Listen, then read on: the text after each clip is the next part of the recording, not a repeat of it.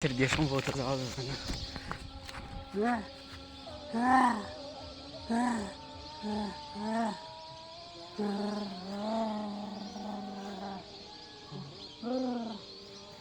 ভারতীয় ভারতের তারা এই এই রেল দিয়ে যাওয়া যাবে না?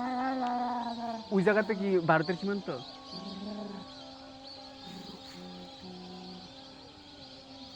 ওনাকে 2টা গুলি করছে। আচ্ছা আচ্ছা, গুলি করছিল আপনাকে কখনো?